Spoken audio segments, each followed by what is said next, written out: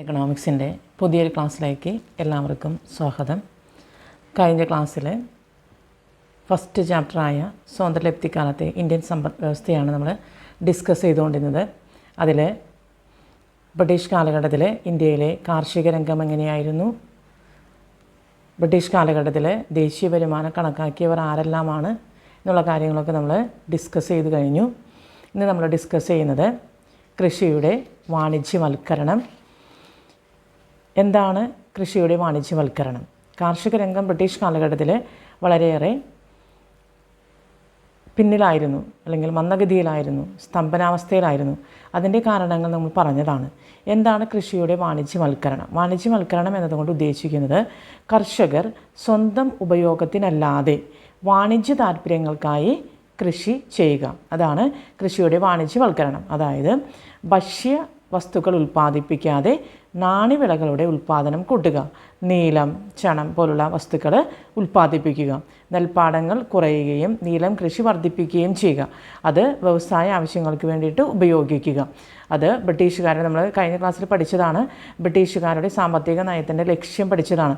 അവർ ഇവിടുത്തെ വസ്തുക്കൾ അവരുടെ വ്യവസായങ്ങൾക്ക് ആവശ്യമായ അസംസ്കൃത വസ്തുക്കളായിട്ട് ഉപയോഗിക്കുന്നു. അപ്പോൾ ഇവിടെ ഉൽപ്പാദിപ്പിക്കുന്ന എല്ലാ കാർഷിക വിഭവങ്ങളും ബ്രിട്ടനിലേക്ക് ആവശ്യമായ അസംസ്കൃത വസ്തുക്കളായിരുന്നു. അതുകൊണ്ട് തന്നെ കൃഷി പ്രധാനമായിട്ടും ഭക്ഷ്യോൽപാദനത്തിന് കുറവ് വരുത്തുകയും വാണിജ്യ ഉൽപാദനം വർദ്ധിപ്പിക്കുകയും ചെയ്തു. ഇതിൻ്റെ ഫലമായിട്ട് ഇന്ത്യയിൽ ദാരിദ്ര്യത്തിന് കാരണമായി, അതുപോലെ തന്നെ ഭക്ഷ്യക്ഷാമത്തിന് കാരണമായി തീർന്നു. ഭക്ഷ്യോൽപാദനം കുറയുകയും നാണ്യവിളകളുടെ ഉൽപ്പാദനം കൂടുകയും ചെയ്തതുകൊണ്ട് കടുത്ത ഭക്ഷ്യക്ഷാമം നേരിടുകയും ദാരിദ്ര്യത്തിലേക്ക് നയിക്കപ്പെടുകയും ചെയ്തു എന്നുള്ളതാണ് കൃഷിയുടെ വാണിജ്യവൽക്കരണത്തിൻ്റെ തിക്തഫലമായിട്ട് നമുക്ക് കാണാനായിട്ട് സാധിക്കുന്നത്. അപ്പോൾ വാണിജ്യവൽക്കരണം എന്നതുകൊണ്ട് ഉദ്ദേശിക്കുന്നത് കാർഷിക ആവശ്യങ്ങൾക്ക്, അല്ലെങ്കിൽ കർഷകർ സ്വന്തം ഉപയോഗത്തിനല്ലാതെ വാണിജ്യ താൽപ്പര്യങ്ങൾക്ക് വേണ്ടിയിട്ട് കൃഷി ഉപയോഗിക്കുക. അതാണ് വാണിജ്യവൽക്കരണം എന്നതുകൊണ്ട് ഉദ്ദേശിക്കുക. അടുത്തതാണ് വ്യവസായ മേഖല. ബ്രിട്ടീഷ് കാലഘട്ടത്തിൽ ഇന്ത്യയിൽ വ്യവസായ മേഖല എങ്ങനെയായിരുന്നു? ബ്രിട്ടീഷുകാർ, നമ്മൾ നേരത്തെ പറഞ്ഞതാണ്, ബ്രിട്ടീഷുകാരുടെ സാമ്പത്തിക നയത്തിൻ്റെ ലക്ഷ്യം എന്താണെന്നുള്ളത് പറഞ്ഞതാണ്. അപ്പോൾ ഇവിടെ നിന്ന് അവർ അസംസ്കൃത വസ്തുക്കൾ കൊണ്ടുപോയി ബ്രിട്ടനിൽ ഉൽപ്പാദിപ്പിച്ച് അവിടെ ഉൽപ്പാദിപ്പിക്കുന്ന വസ്തുക്കൾ ഇന്ത്യയിൽ കൊണ്ടുവന്ന് വിൽക്കുന്ന ഒരവസ്ഥയായിരുന്നു. അതുകൊണ്ട് തന്നെ അവർ ഉൽപ്പാദിപ്പിക്കുന്ന മെഷീൻ മെയ്ഡ് വസ്തുക്കളായിരുന്നു, അല്ലെങ്കിൽ മെഷീൻസ് ഉപയോഗിച്ചിട്ടാണ് വസ്തുക്കൾ നിർമ്മിച്ചിരുന്നത്. ആ വസ്തുക്കളോട് കിടപിടിക്കാനായിട്ട് ഇന്ത്യയിലെ കരകൗശല വസ്തുക്കൾക്ക് സാധിച്ചില്ല. കാരണം മെഷീൻ മെയ്ഡ് ഐറ്റത്തിന് നമുക്ക് എല്ലാവർക്കും അറിയാവുന്നത് പോലെ തന്നെ വില കുറവായിരുന്നു, എന്നാൽ ക്വാളിറ്റി സെയിം തന്നെയായിരുന്നു. അപ്പോൾ കൈകൊണ്ടുണ്ടാക്കുന്ന വസ്തുക്കളെ സംബന്ധിച്ചിടത്തോളം അവയ്ക്ക് വില കൂടുതലാണ്. അപ്പോൾ ഇന്ത്യയിലെ വസ്തുക്കളെല്ലാം തന്നെ കൈകൊണ്ടുണ്ടാക്കുന്ന വസ്തുക്കളായിരുന്നു, കരകൗശല വസ്തുക്കളൊക്കെ.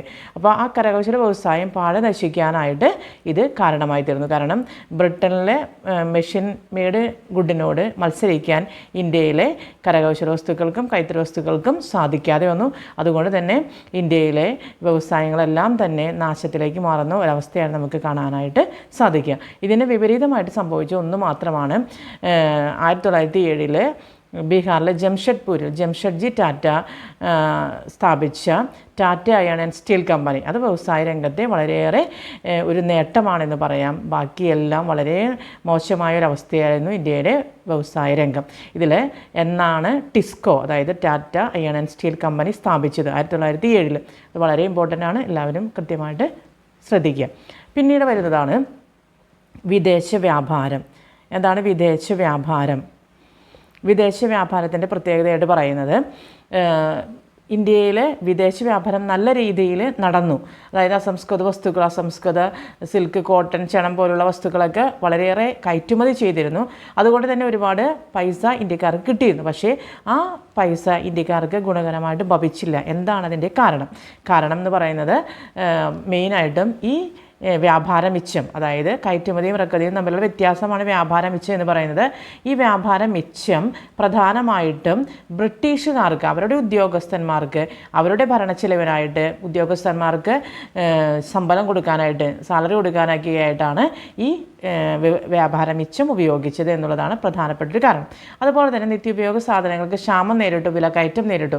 അപ്പോൾ സ്വാഭാവികമായിട്ട് നമുക്കറിയാം, നേരത്തെ 100 രൂപയ്ക്ക് 2 കിലോ അരി കിട്ടുമായിരുന്നത് അരിയുടെ വില കൂടിക്കഴിഞ്ഞിട്ടുണ്ടെങ്കിൽ, ഭക്ഷ്യവസ്തുക്കളുടെ വില കൂടി 200 മാറിക്കഴിഞ്ഞിട്ടുണ്ടെങ്കിൽ 200 രൂപ കൊടുത്താൽ 1 കിലോയെ കിട്ടുള്ളൂ അല്ലേ. അപ്പോൾ 100 രൂപയ്ക്ക് 1/2 കിലോ അരിയേ കിട്ടുള്ളൂ. അപ്പോൾ അത് വളരെയേറെ ദോഷകരമായിട്ട് ബാധിച്ചു. കാരണം നിത്യോപയോഗ സാധനങ്ങളുടെ വില കൂടി, ക്ഷാമം വർദ്ധിച്ചതുകൊണ്ട്. ഇതും നമ്മുടെ വ്യാപാര മിച്ചം നമുക്ക് ഉപയോഗിക്കാൻ പറ്റാത്ത ഒരവസ്ഥയിലേക്ക് മാറ്റി. അതുപോലെ തന്നെ ബ്രിട്ടീഷുകാർ യുദ്ധച്ചിലവിന് വേണ്ടിയിട്ടാണ് വ്യാപാര മിച്ചം മൊത്തത്തിൽ ഉപയോഗിച്ചത് എന്നുള്ളതും, ഇത് വിദേശ വ്യാപാരം വളരെ മോശമായിരുന്നു, അല്ലെങ്കിൽ ആ വിദേശ വ്യാപാരത്തിലൂടെ ഉണ്ടായിരുന്ന മെച്ചം ഇന്ത്യക്കാർക്ക് ഉപയോഗിക്കാൻ സാധിച്ചില്ല എന്നത് നമുക്ക് കൃത്യമായിട്ട് മനസ്സിലാക്കാനായിട്ട് സാധിക്കും. അടുത്തതാണ് ഇന്ത്യയിലെ ജനസംഖ്യാസ്ഥിതി സെൻസസ് അല്ലേ. ഇന്ത്യയിലെ ജനസംഖ്യ കണക്കെടുപ്പ് നടത്തുന്നത് സാധാരണ 10 വർഷത്തിലൊരിക്കലാണ് ജനസംഖ്യ കണക്കെടുപ്പ് നടത്തുക. ദെൻ എന്താണ് ജനസംഖ്യാ പരിവർത്തന സിദ്ധാന്തം എന്ന് പറയുന്നത്? ഒരു രാജ്യത്തിൻ്റെ സാമ്പത്തിക വികസനവും ജനസംഖ്യയും തമ്മിലുള്ള ബന്ധമാണ് ജനസംഖ്യാ പരിവർത്തന സിദ്ധാന്തം എന്ന് പറയുന്നത്. അതായത് ജനസംഖ്യ വർദ്ധിച്ചു കഴിഞ്ഞിട്ടുണ്ടെങ്കിൽ നമുക്ക് ജനസംഖ്യ വർദ്ധിക്കുന്നു, സാമ്പത്തികമായിട്ട് ദേശീയ വരുമാനം കൂടുന്നുണ്ട്, പക്ഷേ അതിൻ്റെ ഫലം നമുക്ക് അനുഭവിക്കാനായിട്ട് സാധിക്കാതിരിക്കുന്ന ഒരവസ്ഥയിലേക്ക് വരും. ഉദാഹരണം പറയുകയാണെങ്കിൽ, ഒരു വീട്ടിൽ ഒരു 10,000 രൂപ വരുമാനം ഉണ്ടായിരുന്നപ്പോൾ 2 പേരേ ഉണ്ടായിരുന്നുള്ളൂ. ദെൻ വരുമാനം 20,000 രൂപയായിട്ട് കൂടി. ജനങ്ങളുടെ ആ കുടുംബത്തിലെ എണ്ണം 2-ൽ നിന്ന് 8 വർദ്ധിച്ചു. അപ്പോൾ യഥാർത്ഥത്തിൽ അവർക്ക് ആ വർധനവ് കൊണ്ട് യാതൊരു തരത്തിലുള്ള ഫലവും ലഭിക്കാത്തൊരവസ്ഥയാണ് ജനസംഖ്യ വർദ്ധിക്കുമ്പോൾ സംഭവിക്കുന്നത്. അപ്പോൾ ജനസംഖ്യാ പരിവർത്തന സിദ്ധാന്തം എന്ന് പറയുന്നത് ഒരു രാജ്യത്തിൻ്റെ സാമ്പത്തിക വികസനവും ജനസംഖ്യയും തമ്മിലുള്ള ബന്ധമാണ്. ഇന്ത്യയിലെ ജനസംഖ്യാ പരിവർത്തനം 3 ഘട്ടത്തിലൂടെ കടന്നു പോകുന്നുണ്ട്. ഓരോ രാജ്യവും 3 ഘട്ടത്തിലൂടെ കടന്നു പോകുന്നുണ്ട്. അപ്പോൾ ആ ഓരോ ഘട്ടവും ഏതൊക്കെയാണ് നമുക്ക് നോക്കാം. ഒന്നാമത്തെ ഘട്ടം പറയുന്നത് മരണനിരക്കും ജനനനിരക്കും ഒരേപോലെ ഉയർന്നിരിക്കുന്ന ഘട്ടം. അപ്പോൾ ദേശീയ വരുമാനവും പ്രതിശീർഷ വരുമാനവും വളരെ താഴ്ന്ന നിലയിലായിരിക്കും. മരണനിരക്കും ജനനിരക്കും വരുമ്പോൾ ദേശീയ വരുമാനവും പ്രതിശീർഷ വരുമാനവും വളരെ താഴെയായിരിക്കും. രണ്ടാം ഘട്ടത്തിൽ എന്ന് പറയുന്നത് മരണനിരക്ക് താഴ്ന്നു, ജനനനിരക്കിൽ കുറവുണ്ടാകുന്നില്ല. അതുകൊണ്ട് തന്നെ ജനസംഖ്യ താരതമ്യേന വളരെ വർദ്ധിച്ച നിരക്കിലായിരിക്കും. മൂന്നാം ഘട്ടം എന്ന് പറയുന്നത് ജനനനിരക്കും മരണനിരക്കും ഒരേപോലെ താഴ്ന്നിരിക്കുന്നു. ജനസംഖ്യ വർധനവ് വളരെ മന്ദഗതിയിലായിരിക്കുന്ന ഒരവസ്ഥയാണ്. 1921 വരെ ഇന്ത്യ ജനസംഖ്യ പരിവർത്തനത്തിൻ്റെ 1-ാം ഘട്ടത്തിലായിരുന്നു. 21-ന് ശേഷം ഇന്ത്യ 2-ാം ഘട്ടത്തിലേക്ക് പ്രവേശിച്ചു. അപ്പോൾ ഇതാണ് ജനസംഖ്യാ പരിവർത്തന സിദ്ധാന്തം. ചോദിക്കാറുണ്ട്. അതിൻ്റെ 1-ാം ഘട്ടം, 2-ാം ഘട്ടം, 3-ാം ഘട്ടം ഇമ്പോർട്ടൻ്റ് ആണ് കേട്ടോ. ദെൻ അടുത്തതാണ് തൊഴിൽ ഘടന. ഇന്ത്യയിലെ തൊഴിൽ ഘടന എങ്ങനെയാണ്? തൊഴിൽ ഘടന എന്നതുകൊണ്ട് ഉദ്ദേശിക്കുന്നത്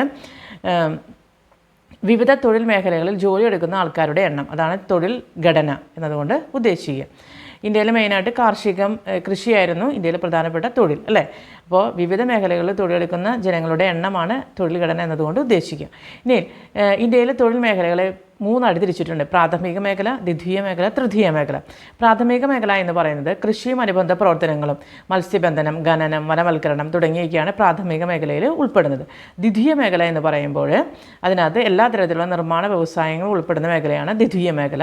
തൃതീയ മേഖല എന്ന് പറയുമ്പോൾ അതിനകത്ത് ഗതാഗതം, വാർത്താവിനിമയം, വാണിജ്യം, വ്യാപാരം, ബാങ്കിങ്, വിദ്യാഭ്യാസം, ആരോഗ്യം, ഇൻഷുറൻസ് ഇതൊക്കെ ഉൾപ്പെടുന്നതാണ് തൃതീയ മേഖല. ഇനി പ്രധാനമായിട്ടും നമുക്ക് മനസ്സിലാക്കാനുള്ളത് ബ്രിട്ടീഷ് കാലഘട്ടത്തിലെ ഇന്ത്യയിലെ തൊഴിൽ ഘടന എങ്ങനെയായിരുന്നു? ബ്രിട്ടീഷ് കാലഘട്ടത്തിൽ പ്രധാനമായിട്ടും കൂടുതൽ ആളുകളും തൊഴിൽ ചെയ്തിരുന്നത് കാർഷിക മേഖലയിലായിരുന്നു. അപ്പോൾ പ്രാഥമിക മേഖലയ്ക്കാണ് കൂടുതലായിട്ട് ഇമ്പോർട്ടൻസ് ഉണ്ടായിരുന്നത് എന്നുള്ളതാണ് ഇന്ത്യയിലെ ബ്രിട്ടീഷ് കാലഘട്ടത്തിൻ്റെ തൊഴിൽ ഘടനയെക്കുറിച്ച് പറയുമ്പോൾ നമുക്ക് മനസ്സിലാക്കാനുള്ളത്. അടുത്തതായിട്ട് പറയുന്നതാണ് അടിസ്ഥാന സൗകര്യങ്ങൾ. അടിസ്ഥാന സൗകര്യം എന്നതുകൊണ്ട് എന്താണ് ഉദ്ദേശിക്കുന്നത്? Base for development. ഏതൊരു രാജ്യത്തിൻ്റെ പുരോഗതിക്ക് അടിസ്ഥാന സൗകര്യങ്ങൾ ആവശ്യമാണ് അല്ലേ. അപ്പോൾ ഈ അടിസ്ഥാന സൗകര്യങ്ങൾ ഉണ്ടായാൽ മാത്രമാണ് വികസനം ഉണ്ടാവുകയുള്ളൂ.